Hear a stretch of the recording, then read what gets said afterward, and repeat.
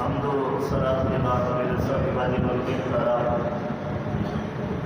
آپ کے سامنے دعوت اور بیان کتاب کی تلاوت کی۔ اللہ رب العزت کی بارگاہ میں دعا ہے کہ اللہ رب العزت حق اور سچ بیان کرنے کی توفیق عطا فرمائے، اور اس آیت کریمہ میں جو میرے رب نے ہمیں حکم دیا اس پر مجھے اور آپ کو عمل کرنے کی توفیق عطا فرمائے۔ آج کا موضوع نماز کی اہمیت، کہ نماز جو ہے ایک بہت اسلام کا بڑا رکن ہے، جسے دوسرا رکن کہا جاتا ہے، اور یہ نماز انسان کو گناہوں سے، بے حیائی سے، برائی سے بھی روکتی ہے۔ یہ وہ نماز ہے جس کے ذریعے سے انسان کو اللہ رب العزت تندرستیاں بھی عطا فرماتا ہے، اور اللہ رب العزت اس نماز کے توفیق سے، اس نماز کے صدقے سے اللہ رب العزت تندرستیاں جو ہوتی ہے اس کو بھی دور فرماتا ہے۔ نماز ایک اہم رکن ہے، تو نماز کی اہمیت قرآن پاک کی بے شمار آیتیں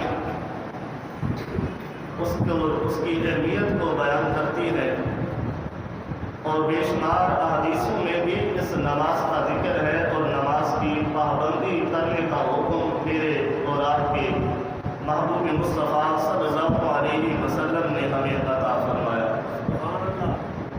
اور نماز کی سب سے بڑی اہمیت اس سے بڑھ کر اور کیا ہو سکتی ہے کہ میرا محبوب جب آخری لمحات ہو، نزا کا وقت ہو، اور بیماری اتنی شدت اختیار کر چکی ہو کہ چلنا بھی محال ہو چکا ہو، پھر بھی میرے اور آپ کے نبی نے نماز پڑھنا نہیں چھوڑا۔ ہم تو تندرست ہوتے ہیں، اللہ نے ہمیں تندرستی سے نوازا ہوا ہے، لیکن محبوب مصطفیٰ صلی اللہ علیہ وسلم سخت بیمار ہونے کے باوجود بھی نماز کو نہیں چھوڑا۔ تو اس سے معلوم ہوتا ہے کہ نماز بڑی اہمیت کی حامل ہے، تو جس کو میرا محبوب آخری لمحات میں بھی چھوڑنا گوارا نہیں کرتا۔ اور اللہ رب العزت نے اس آیت کریمہ میں ارشاد فرمایا کہ أَلَمْ تَرَ أَنَّ اللَّهَ، کیا تم نہیں دیکھتے بے شک اللہ کی يُسَبِّحُ لَهُ مَنْ فِي السَّمَاوَاتِ وَالْأَرْضِ، زمین و آسمان میں ہر چیز میرے رب کی تسبیح بیان کرتی ہے۔ کیا تم نہیں دیکھتے کہ اللہ کی زمین و آسمان میں جو کچھ بھی ہے ہر چیز میرے رب کی تسبیح بیان کرتی ہے۔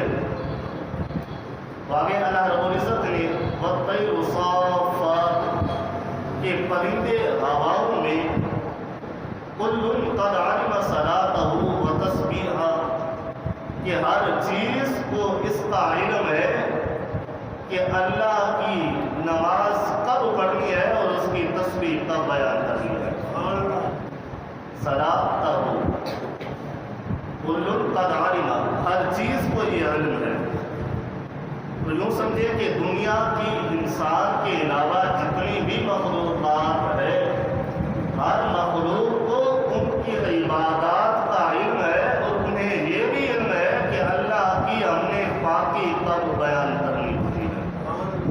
اگر یوں سمجھا جائے کہ صرف مسلمان کو صلاۃ کا حکم نہیں ہے، بلکہ دنیا کی ہر چیز کو، جتنی بھی اللہ رب العزت نے تخلیق فرمائی ہے، ہر چیز کو صلاۃ کا حکم ضرور ملتا ہے۔ اب ان کی عبادات کس طرح ہوتی ہے؟ جس طرح اللہ رب العزت نے ان کو جسم دیا، ان کو اعضاء دیے، ان کو جیسا حکم دیا، وہ اللہ کی پاکی اسی طرح سے بیان کرتے ہیں، اور اسی طرح سے اپنے رب کو سجدہ کیا کرتے ہیں۔ اس آیت کریمہ میں اللہ رب العزت نے انسان کا ذکر نہیں فرمایا، یہ نہیں کہا کہ انسان جو ہے اللہ کی تسبیح بیان کرتا ہے، یا انسان جو ہے نماز پڑھتا ہے، یا انسان جو ہے اللہ کو سجود ہوتا ہے۔ یہاں پر اس آیت کریمہ میں اللہ رب العزت نے اس کا ذکر نہیں فرمایا، بلکہ یہ تبلیغ فرما دی، اے انسان تو کیا سمجھتا ہے صرف میں ہی خدا کی عبادت کرتا ہوں اور کوئی نہیں کر سکتا؟ اللہ فرماتا ہے کہ میری عبادت دنیا کی ہر چیز کیا کرتی ہے۔ نماز صرف انسان نہیں پڑھتا، بلکہ دنیا کی ہر چیز، ہر جاندار، پرندے ہوں، جانور ہوں، ہر چیز میرے رب کی عبادت کرتی ہے اور میرے رب کو سجدہ کرتی ہے۔ یہ آیت کریمہ کہ واللہ علیم بما یفعلون، اور اللہ جانتا ہے، علیم ہے، خبر رکھنے والا ہے، بما لا یفعلون، جو کچھ وہ کرتے ہیں۔ تو پرندے اللہ کی عبادت کرتے ہیں، اللہ کی تسبیح بیان کرتے ہیں، اللہ کے حضور سجدہ کرتے ہیں، تو وہ پرندے ہیں، اللہ کی عبادت کرتے ہیں۔ ایسا نہیں کہ میرے رب کو ان کا علم نہ ہو، بلکہ میرا رب ان کو اچھی طرح سے جانتا ہے۔ پرندوں کی بولیوں کو جانتا ہے، جانوروں کی آوازوں کو پہچانتا ہے، وہ اپنے رب کی تسبیح تب بیان کرتے ہیں، میرا رب ہر چیز کو بخوبی جانتا ہے۔ اب اس آیت کریمہ میں صرف نماز کا ذکر ہے، دوسری آیت کریمہ میں اللہ رب العزت نے انسان کے بارے میں ذکر فرمایا کہ فَخَلَفَ مِن بَعْدِهِمْ خَلْفٌ أَضَاعُوا الصَّلَاةَ وَاتَّبَعُوا الشَّهَوَاتِ فَسَوْفَ يَلْقَوْنَ غَيًّا۔ فَخَلَفَ مِن بَعْدِهِمْ، اس کے بعد نااہل قسم کے جانشین ہوئے، خلف اضاعوا الصلاۃ، جنہوں نے نمازوں کو ضائع کر دیا، واتبعوا الشہوات، اور شہوت کی پیروی کرنا شروع کی، فسوف یلقون غیا، تو بس ان قریب ہم انہیں جہنم کی وادی غی ہے اس میں اسے ڈال دیں۔ اب ایک آیت کریمہ میں اللہ رب العزت نے یہ فرمایا کہ دنیا کی ہر چیز اس رب کی تسبیح بیان کرتی ہے۔ اس آیت کریمہ میں اللہ رب العزت نے یہ فرمایا کہ فَخَلَفَ مِن بَعْدِهِمْ خَلْفٌ، کہ ان کے ایسے نااہل قسم کے جانشین پیدا ہوئے کہ جنہوں نے نمازوں کو ضائع کر دیا۔ اس آیت کریمہ میں مطلق ذکر ہے کہ جانوروں کا ذکر ہے، اس آیت کریمہ میں انسانوں کا ذکر ہے کہ ہم اپنے آباء و اجداد کو دیکھیں وہ کتنے نمازی تھے، اور آج ہم اپنے آپ کو دیکھیں کہ ہم کتنی نمازوں کی حفاظت کرنے والے ہیں۔ وَأَضَاعُوا الصَّلَاةَ، کہ ہم نمازوں کو ضائع کرنے والے ہیں، نماز پڑھنے والے نہیں ہیں۔ اذان ہو رہی ہو، نماز کا وقت ہو، دنیا کے ہر کام کے لیے ہم وقت نکالیں گے، اور دنیا کے ہر کام کو ہم اچھی طرح سے بخوبی انداز سے اسے نبھائیں گے۔ اگر ہم سستیاں کریں گے تو وہ نماز کے بارے میں ہم سستیاں کریں گے۔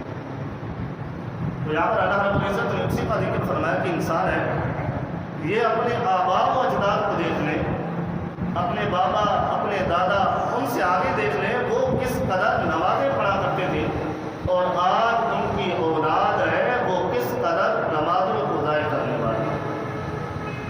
اللہ رب العزت نے واتبعوا الشہوات، کہ نمازوں کو ضائع کیوں کرتی ہے؟ کیونکہ وہ دنیا کی خواہش رکھتی ہے، دنیا کی خواہش پرستی پر پڑی ہوئی ہے، دنیا کو حاصل کرنے میں اتنا وقت لگا دیتی ہے کہ انہیں یہ لمحہ بھی میسر نہیں آتا کہ وہ اپنے رب کی عبادت کو بجا لا سکے۔ جیسا کہ ایک مفہوم حدیث ہے کہ اللہ رب العزت نے محبوب مصطفیٰ